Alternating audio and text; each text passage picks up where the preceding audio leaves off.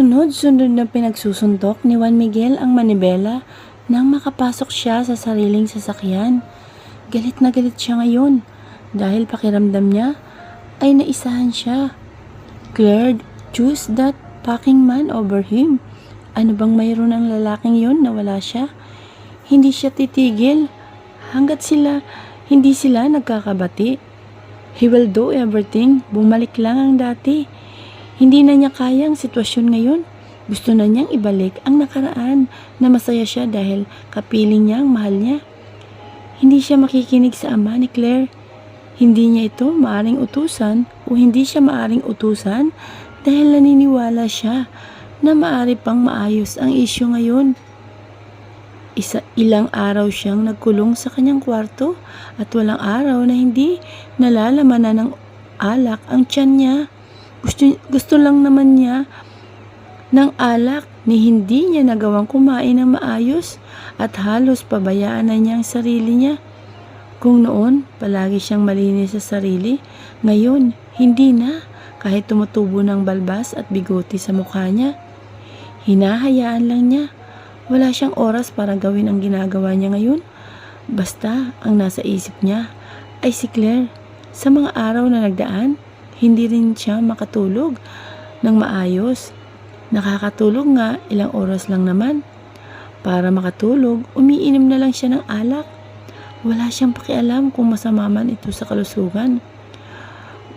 Gusto na niyang maging maayos ang lahat. Pero tila ayaw na ni Claire. Kahit anong paliwanag niya, hindi ito naniniwala sa kanya. Tama. May nangyari sa kanila ni Asante pero hindi niya ito magawang buntisin.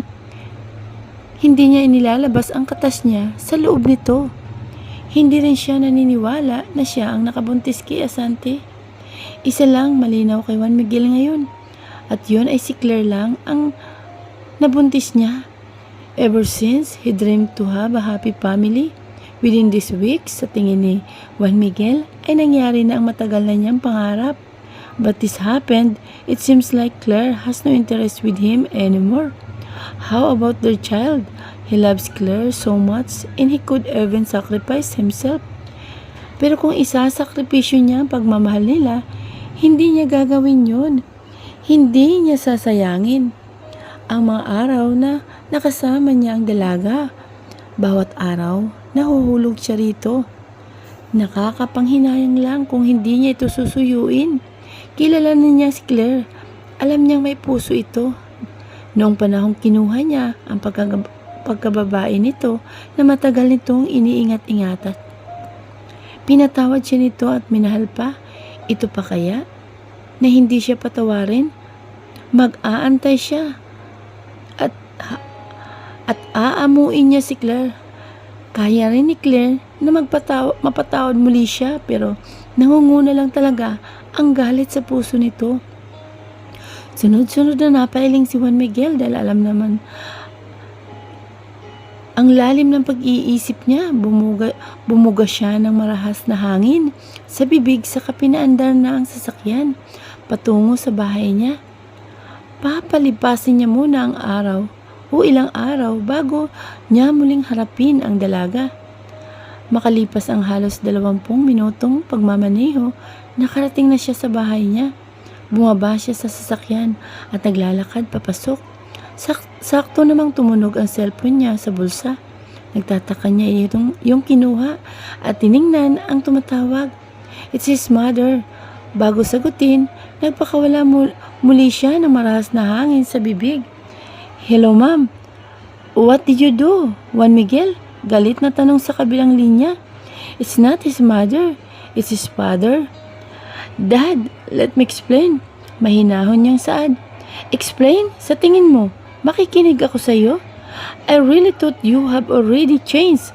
Umaasa ko na hindi ka magluloko na. Kasi nakita ko na seryoso ka na. But what is this, ha? Nagloko ka kay Claire? Maayos na ang lahat, Juan Miguel. Pero bakit parang binabalik mo ang nakaraan? Maayos na kami ni Franco. But it seems like he's mad at me and it was because of you. Kung magluloko ka lang, edi sana hindi ka na nagseryoso. Mahal ko si Claire, Dad, at seryoso ako sa kanya. Tugon niya. Wala akong balak na ibalik ang nakaraan dahil tapos na yun. Ayaw ko na ng gulo, Dad. Yung video, nangyari yun na hindi pa kami ni Claire. Aaminin ko, nakipag-sex ako sa iba pero si Claire pa rin ang mahal ko. Kinalimutan ko na yun, Dad. Mahal na mahal ko si Claire, Dad. Nag-sex kayo ni Claire noon, di ba? Tapos nakipag-sex ka pa sa ibang babae? Hanggang kailan mo ba titigilan yung bisyo mo? Dadalhin mo ba yan hanggang pagtanda mo? Hindi ako naniniwala na nagbago ka na, Juan Miguel. Hanggang ngayon, uhaw ka pa rin. Shut up, Dad! Sigaw niya. Wala kang alam sa nangyari. No matter what happens, mamahalin ko pa rin si Claire at gagawin ko ang lahat. Bumalik lang kami sa dati. Nagbago na ako at yun ang totoo. You don't know the story. Madiin niyang tugon sa kawalang ano-ano'y pinatay ang tawag. Nagpatuloy siya sa paglalakad hanggang sa makapasok sa loob. Nagtungo siya sa salas at umupo sa couch. Bumuntong hininga siya sa kahinilamos ang mga palad sa mukha.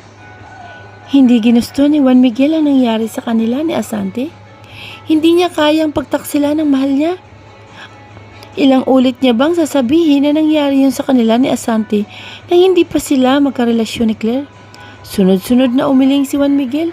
Saka humiga sa couch dahil nakaramdam siya ng antok. Pagkapikit na pagkapikit pa lamang niya ng mga mata ay nilamon agad siya ng kadiliman. At nang magising siya, tanghali na. Tumayo si Juan Miguel at nagpatiuna na sa kwarto niya. Nagtungo siya sa banyo at hinubad ang lahat ng suot bago pumailalim sa shower. Binuksan niya ang shower kaya rumagasa ang malamig na tubig sa kanyang ulo pababa sa kanyang katawan. Mariing napapikit si Juan Miguel at inalala ang nangyari sa kanila ni Claire sa Paradise Island. Naalala niya yung masasayang araw nila noon at iyong pagtatalik nila na halos umabot ng isang araw. Hindi niya nakakalimutan. Maya-maya pa'y bigla na lang nagising ang pagkalalaki niya. Matagal ng tulog. Sinapo niya yon dahilan para lalong magising yun. Sumandal siya sa pader sa kapinaligaya ang sarili. Sunod-sunod siyang napaungol ng mga sandaling yun. Inuungol niya rin at sinigaw ang pangalan ng dalaga. Makalipas ang ilang minuto, nilabasan na siya. Hinihingal siyang pumuesto sa ilalim ng shower at nagpatuloy sa paliligo. At nang matapos, nakatapis na siya ng tuwalyang lumabas ng banyo. Sakto namang tumunog ang cellphone niya na nasa kama. Nagtataka niyang nilapitan yun at kinuha. It's Asante. Imbis na sagutin, pinatay niya ang cellphone at ibinagsak yun sa kama. Naiinis siyang umiling sa kadinako ang closet para magbihis na. It's already afternoon, but Juan Miguel couldn't stop thinking about Claire. He was tempted to visit her and apologize again, but it seems like she wouldn't listen to him. He understands her because of the situation right now. It's a tough. Juan Miguel shook his head and went down to his bed. Hindi pa siya nakakakain ng tanghalian, kaya napagdesisyonan niyang bumaba. Pero saktong paghakbang niya ay tumunog muli ang cellphone niya. He took it and answered the call. It's Cross. Bro, I saw Claire. Nalaki ang mga mata niya. Oh, what did you say? Nagtataka niyang tanong. I saw her right now on the road. Kasama ko siya ngayon at papunta na ako sa bahay mo. Diyan na ako magpapaliwanag. Sasagot na sana siya nang biglang patayin ng kaibigan ang tawag. Kumabog biglang dibdib niya. Bakit nakita ni Cruz si Claire sa kalsada? At anong ginagawa nito sa kalsada? Gayong umuulan ng malakas. Yes, it's raining right now. Dahil sa sinabi ng kaibigan, agad siyang natatakbo pababa para salubungin ito. He opened the door and waited for Cruz. Sumandal siya sa hamba at ang kaibigan hindi mapakali habang inaabagan si Cruz. Makalipas ang ilang minuto, dumating na si Cruz. Kahit na maulan o naulan ay nagawa pa rin lapitan ni Juan Miguel si Cruz. Lumabas ang kaibigan sa kotse at binuksan ang pinto sa backseat. Mula sa loob, nakita niya ang walang malay na si Claire. Napamura siya ng sunod-sunod at dali-daling kinuha si Claire. Nang makarga niya, naglakad na siya papasok sa loob. What happened to her, Cruz? Tanong niya sa kaibigan. Inilapag niya si Claire sa couch at pinakatitigan ito. Basang-basa ito ngayon. Kapansin-pansin din ang mga gasgas sa tuhod nito. What happened to her? I don't know, basta nakita ko na lamang siya sa kalsada bago siya nawala ng malay. Nakita ko pang naglalakad siya. I don't know what happened to her, bro. Shit, dito ka lang. Kukuha lang ako ng tuwalya. When Crows nodded, kaagad siyang tumakbo patungo sa kwarto. Nang makarating, ay kumuha siya ng isang tuwalya at dali-daling bumaba. Na makabalik ay pinunasan niya ang katawan ng dalaga. Kapag kuwan ay binalot niya ito sa katawan nito. Claire, can you hear me? Pagkakausap niya rito. But Claire didn't respond. Naririnig mo ba ako, Claire? Muli niyang tanong. Pero hindi pa rin ito nagigising. Ngunit pakalipas ang ilang minuto ay dahan-dahan itong iminulat ang mga mata. Nakaramdam ng saya si Juan Miguel na mga sandaling yun. Dahil sa saya, niyakap niya ito ng mahigpit. Thanks God, she's safe. Bro, I have to go, Crow said. Napatingin siya rito. Thank you bro, thank you for saving her. Nakangiti niya sabi. Ninitian lang siya nito pabalik sa kanaglakad palabas ng bahay niya. Nang mawala ito sa paningin niya, bumaling siya kay Claire. Nakamulat na ito habang hindi maipinta ang tingin sa kanya.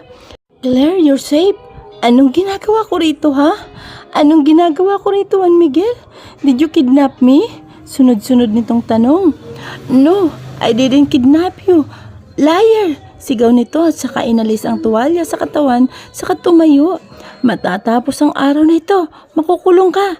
Anito, saka naglakad na palayo. Pero nakakailang hakbang pa lamang ito nang bigla itong tumigil.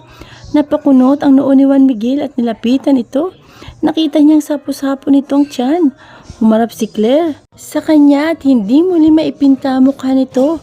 Maya-maya pa ay bigla na lamang ito natumba at mabilis pa sa 4:00 na nasalo niya ang dalaga. Where I am? Nasa hospital ka, Claire. Natigilan na lang si Claire nang marinig yun. Dahan-dahan niyang binalingan ang nagsalita at nanlaki ang mga mata niya na makita si Juan Miguel. Agad siyang napatras sa kinauupuan. Anong ginagawa niya rito? Inalala ni Claire ang nangyari. Nahimatay siya pero bago siya nawala ng malay, may nakita siyang tumigil na kotse sa harap niya at lumabas doon ang isang tao. Matapos noon, hindi na niya alam ang nangyari. Nang magising siya kanina, bumungad si Juan Miguel sa kanya. Sinubukan niyang umalis pero hindi niya kinaya. Sumakit ang tiyan at nawala ng malay sa ikalawang pagkakataon. Kailangan ko nang umalis. I don't wanna stay here anymore. Anya at saka inalis ang kumot sa kalahating katawan niya. Handa na siyang bumaba nang pigilan siya ni Juan Miguel. What? Wala na tayong dapat pag-usapan pa, Juan Miguel. We're already done, singhal niya. Alam kong galit ka sa akin pero pwede bang manatili ka muna rito? Pansamantala, the doctor told me you have to stay here for a while. You need to rest, Claire. Rest? Pagak siyang tumawa. Pwede ako magpahinga sa bahay namin. Hindi ko kayang manatili rito. Lalapat kasama ka. Hayaan mo na lang akong Juan Miguel. Hindi ka man lang ba magtatanong kung ano nangyari sa'yo? Putol ni Juan Miguel. Natigilan siya at tila may tumarak sa palaso sa puso niya. Oo nga pala, wala siyang ideya ngayon kung anong nangyari sa kanya. Ayaw niyang kausapin ng lalaki pero nag-aalala siya sa anak niya. Kaya tatanungin niya ito kahit labag sa kalooban niya. Oh, what happened to me? Mahinahong tanong niya. Wala namang masamang nangyari sa'yo. Sinabi lang sa akin ng doktor na kaya ka naimatay ay dahil pagod at stress ka. Our baby's fine. Hindi ba't binilinan ka na o bigayin mo na wag magpapagod? Claire, I don't wanna lose our child. Gusto kong maging ama. Natatawa siyang umiling. Okay naman pala ako kaya uuwi na ako. Tuluyan na siyang bumaba sa kama. Naglakad na siya palabas pero sumunod si Juan Miguel sa kanya. Hinawakan nito ang kamay niya pero mabilis niyang binawi yun. Na makalabas na siya sa kwarto, hindi na siya hinahabol ni Juan Miguel. Nagpatuloy siya sa paglalakad hanggang sa makalabas siya ng ospital. Lumingalinga siya sa paligid para maghanap ng sasakyan. Ngunit natigilin na lang siya nang may humintong kotse sa harap niya. Unti-unting bumaba ang binata at bumungad si Charles sa kanya. Come here, Claire. Ihatid na kita. Without any hesitation, she opened the door and entered his car. Sinarado niya ang pinto at sinuot ang seatbelt. Nang matapos, ay bumaling siya kay Charles. Puro pasa ang mukha nito ngayon dahil sa nangyaring pag-aaway ng dalawa kanina. Thank you, Charles. Paano mo nalaman pala na nandito ako sa hospital? Nasa loob din ang daddy ko. Sakto namang nandito ka rin. Who brought you here, ha? May pupuntahan ka pa pala sa loob. Bakit hindi mo yun inuna kaysa sa akin? You know, I should leave. Unahin mo na agad ang dad. No, it's fine. Claire, kasama naman niya ang mami ko. Kaya ayos lang. Ganun ba? Pagkahatid mo sa akin, saka ka bumalik. Sinong nagdala sa'yo rito? Shisay. Si Juan Miguel, tugon niya saka bumaling sa nakabukas na bintana. Saktong pagtingin niya sa labas, ay nakatingin sa kanya si Juan Miguel. Nakatayo ito at nakakuyom ang mga palad. Mukha nito, halatang galit. Ang mga palad nito, nakakuyom. Iba ang tingin nito ngayon. Nakakatakot. Mukhang may balak ito sa kanya. O kay Charles. Dahil sa takot, pinindot niya ang button para sa bintana. Kaya naman umangat ito. What happened, Claire? Nag-aalalang tanong ni Charles sa kanya. Wala. Umalis na tayo. Kumibit balikat si Charles at pinaandar ng sasakyan. Samantalang si Claire ay sinapo ang dibdib dahil sa nararamdaman. Umasa siya na walang gagawing masama si Juan Miguel dahil kung mayroon, siya ang makakalaban nito. Dahil malakas ang loob niya, natakot ito sa kanya.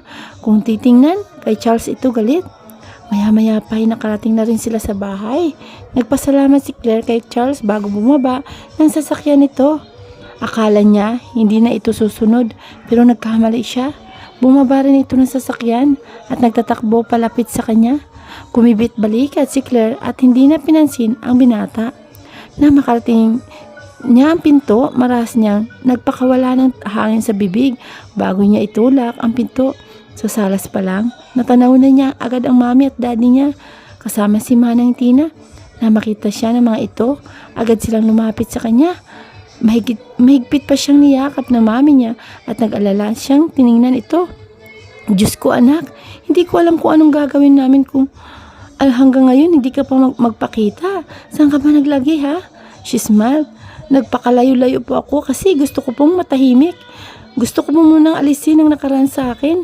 Nanatili ako roon ng maghapon at nang uuwi na ako, bigla naman pong nasira yung sasakyan ko. I have no choice but to call for some help. Kahit na ulan, nagawa ko pa rin sumuong. Pero bigla akong nanghina hanggang sa nawalan ako ng malay. Ma'am, but before I closed my eyes, may nakita pa akong tao na bumaba sa sasakyan and I think he's the one who helped me. Pagkukwento niya, ako yun Claire, Charles exclaimed. Napabaling siya rito. Ikaw yun? Are you sure? Nagtataka niyang tanong. Sunod-sunod na tumango si Charles. Yes, that was... Hindi pa man ito natatapos sa pagsasalita nang bigla niya itong putulin. I don't believe you, Charles. Something's not right. Kung ito ang tumulong sa kanya, bakit siya napunta kay Juan Miguel? Liar. Hindi siya naniniwala na ito ang tumulong sa kanya. Bakit? Yung sasakyan, iba ang sasakyan ni Charles doon sa tumulong sa kanya. Hindi niya alam, pero naiinis na naman siya rito. Maayos ng tingin ni Claire kay Charles, pero ito ang nagsisinungaling. Believe it or not, pero ako yun. Gusto niyang tanungin ito kung bakit siya napunta kay Juan Miguel pero natatakot siya dahil baka magalit ng gusto ang daddy niya sa kanya.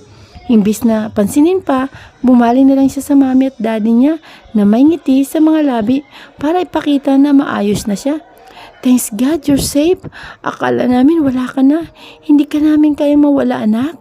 Sa ikalawang pagkakataon, muli siyang niyakap ng mami niya.